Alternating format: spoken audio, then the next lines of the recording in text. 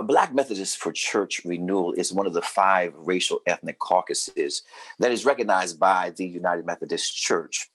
The other racial caucuses are our sisters and brothers who are the Native American, Asian American, Pacific Islanders, and certainly our Hispanic Latinx brothers and sisters. BMCR, Black Methodist for Church Renewal, has its origins in the months that preceded the Uniting Conference in 1968 in Dallas, Texas.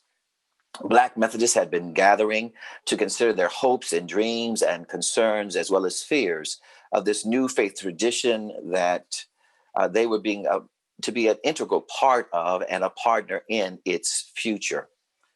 Now, it is important to note that Black Methodists were joining this new denomination, coming out of the racially segregated central jurisdiction at the insistence of the Evangelical Brethren Church, not the Methodist Church. If it had not been for the EUBs, Black Methodists may not have been embraced to come into this new thing God was going to do in 1968.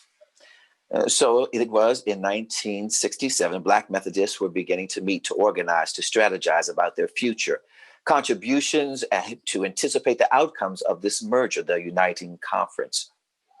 When a name was decided upon by the group of leaders and preachers and theologians and members and other interested persons and concerned persons, they settled on Black Methodists for Church Renewal. Within its name, Black Methodists signaled their intent and desire to help this new denomination to engage in church renewal, an attempt to do better in the future than in the past, as people of faith who were moving towards being certainly God's community. The Reverend Jim Lawson, who was on the front lines of BMCR, the effort, spoke about BMCR and with a hope believed that one day BMCR would no longer be needed. Lawson said, and I quote, "Our hope is that Black Methodists for Church Renewal will soon be out of business. For years we have hungered not only for the end of the central jurisdiction, but the end of segregation in all its forms, explicit and implicit. Perhaps now we can move in obedience to God's demand that we be one in life and ministry and work and structure, as well as in word. If Cincinnati," that was one of the places they met, "somehow enables us to see this need and to commit ourselves with courage to his task, God's task, then this conference will prove to be the most exciting and historic event in American Methodism." And yet, here we are in 2020, and Black Methodists for Church Renewal is still needed in the United Methodist Church because we have not yet achieved church renewal in its fullest sense. Even if we look at the founding documents of the United Methodist Church, I invite you to pay attention to paragraph 162 that speaks to racism and allows us to know that racism remains the unfinished work of our church. Black Methodists for Church Renewal is a caucus. It is a caucus committed to raising up prophetic voices that advocate for the unique needs of Black Methodists, persons, communities, and congregations. It is a caucus that has leadership at the general church level, jurisdictional, annual conference, and local church. It is the caucus that helped birth the General Commission on Religion and Race, the Commission on the Status and Role of Women, and helped desegregate the Methodist Publishing House. It is the caucus that for every other caucus looks to and leans on as the forerunner in the efforts of racial justice and equity. For our conversation this evening, I know you have asked that we would share about racism as witnessed and faced in this United Methodist Church, our beloved United Methodist Church. And so at this time, we will begin to share. I say we because the Vice Chair of Black Methodists for Church Renewal, Debra Bass, is on with me. And I'm going to ask Debra if she would share some stories, and then I will share some stories, and then we will enter into conversation. Debra. Thank you, Reverend Tony. Good evening. And I too want to thank you for the invitation to engage with this group as you continue your journey with sacred conversations on the issue of racism. I am Debra Bass, and I am a native of Southern California, but I'm a third generation United Methodist who's had the opportunity to travel around the world as a staff person of the General Board of Global Ministries when it was located in New York. But before I relocated to New York to work for the board, I made a commitment to giving back to my community when I finished college. So I became a church-based community organizer working at First United Methodist Church in the city I grew up in Compton, California. Now, this was in the 70s, late 70s and early 80s, and the community was experiencing white flight. Also, the church in the community was experiencing the same. My task was to look at ways we could work with coalitions in the community around the issue of affordable housing. And since there were so many vacant properties, to determine how local residents could purchase the houses. We investigated, and it was determined that Bank of America had bought up most of the houses in the community surrounding the church, but they were practicing redlining and not allowing Black families in the community to buy the homes. This was my first experience with institutional racism. We partnered with legal aid and a couple of foundations to file a lawsuit against B of A. We sent Black families to apply for loans, all with good credit and a good down payment, and to apply for a mortgage. And then we sent white couples in with the same credit and assets in to apply for a mortgage. And in every instance, the Black families were denied and the white family was approved. We had enough documented cases to file a lawsuit against Bank of America. And because we were a large enough coalition of organizations, we won a landmark case that proved that B of A was purposely discriminating against Blacks in their lending practices. It changed the narrative on how loans were administered and became a template for language in the fair housing legislation in California. So following that 5-year period as a community organizer, I was asked to come to New York to work for the General Board of Global Ministries. Now you have to know I'm born and bred in Southern California, so winter was not my favorite in any form or fashion because I was used to warm weather all year round. But I was made a compelling offer, and so I went. I was sent all over the United States and around the world as I worked in the national division and also worked with the world division. And one particular incident will always remain in my spirit that happened in the early 90s when I was asked to lead a team that was working in a small rural town 60 miles outside of Jackson, Mississippi, to deal with racial reconciliation. I was leading a team of interracial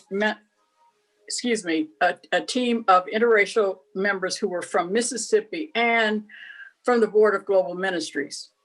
We were meeting with a local team that wanted to begin working together on some community-based mission projects to assist with eradicating poverty and improve healthcare and education in a Black community. It was in the 90s and the churches were segregated, but there had been some efforts to work together on some common issues led by the white superintendent of the area. It was my first time working in the Deep South, and we were told when we got there that there were some folks in the community that did not want this project to work. So there were some ground rules that we needed to understand and make sure that we followed. Number one was don't stay in town after dark.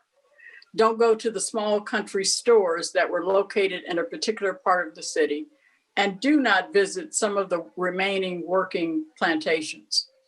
As you can imagine, this made for a challenging environment to work with local church members who were trying to work together on some basic human rights and justice issues. We worked out of a small Black church in the area, and the white superintendent and the pastor of the white church had agreed that we would meet at First Church for our final meeting to bring the recommendations that the group had worked on to the district committee to be funded in part by Global Ministries and the conference. We had worked in Mississippi for over a month, driving back and forth from Jackson daily, and we were excited about the progress and the project that the folks had embarked on when I got a call the evening before we were to make a presentation to the district committee from the DS, who said he needed to see me the next morning before the meeting. The next day, me and a colleague drove to the site to meet him at his house to discuss this urgent matter. We arrived to find the DS and the lay leader and head of the trustees of the white church we were to meet at sitting on the front porch waiting for us. The DS asked his wife to serve us all sweet tea. She reluctantly did, and then we were told that the meeting we were to have the next day at First Church was not going to happen because the trustees were not going to allow Blacks in the church, and they had an emergency meeting with the administrative council to block it. I thought we had made good progress, but agreed that we would spend the remainder of the day calling all of the members of the coalition to tell them that we were going to have the meeting at the Black church.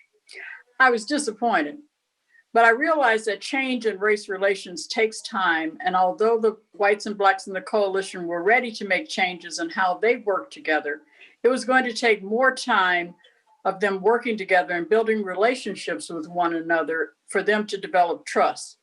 But the thing that left a lasting impression was when the DS's wife came out to pick up the tray of glasses right in front of us.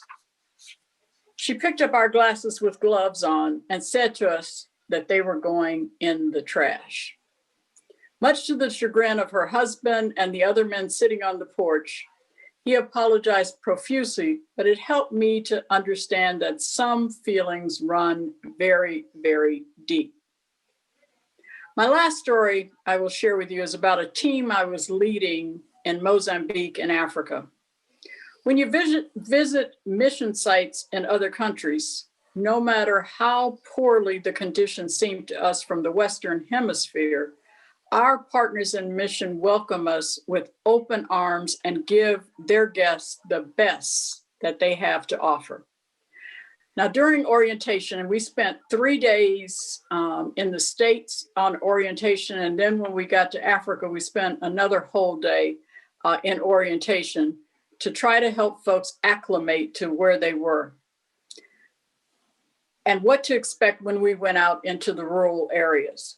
But I had a woman in the group I was leading who became the ugly American and acted out her privilege in a very ugly way while we were visiting a mission orphanage.